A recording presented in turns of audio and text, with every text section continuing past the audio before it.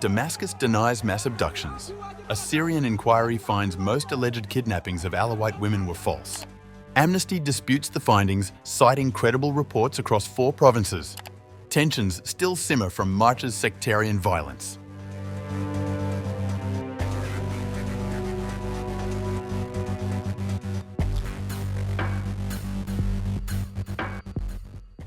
Ahmad al-Shara-led Syrian government claims that most allegations of kidnapping of women from the Alawite religious minority were false. The findings from a committee formed to investigate the matter, in a report released on November 2nd, says that most cases attributed to Syrians in the Alawite region were misrepresented. Syria's Interior Ministry spokesperson Nuruddin al-Baba announced the outcome of the inquiry into 42 allegations of women during widespread violence in March along Syria's coastal provinces. Al-Baba did accept that at least one of the reported cases was in fact true. In the one confirmed kidnapping case, the girl was safely returned after security agencies investigated the matter. The search continues to identify the perpetrators. Al-Baba says the committee, which was set up in July, spoke to affected women and girls and concluded that only one case was a kidnapping.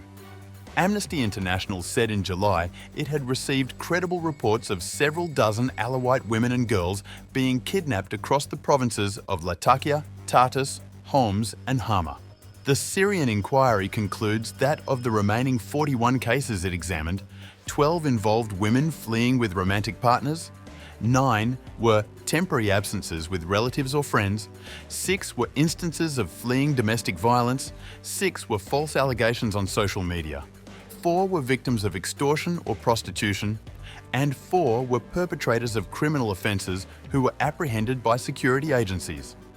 The violence had begun after armed groups aligned with former Syrian President Bashar al-Assad, who belongs to the Alawite minority, attacked government security forces. The counterinsurgency spiraled into sectarian revenge attacks and massacres that killed hundreds of civilians from the Alawite community.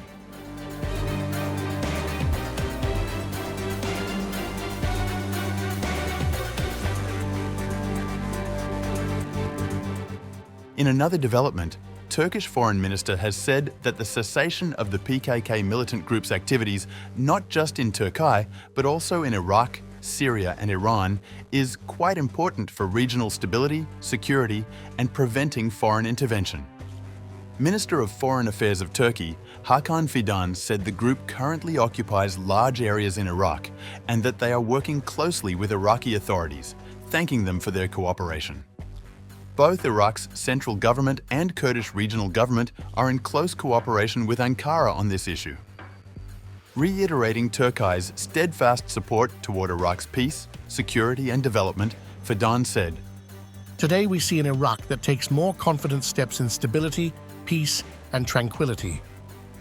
He assured that Ankara supports all the work being carried out and aims to contribute as much as it can, and hoped that together, Iraq and Turkey, along with other regional countries, will be working on the betterment of Syria.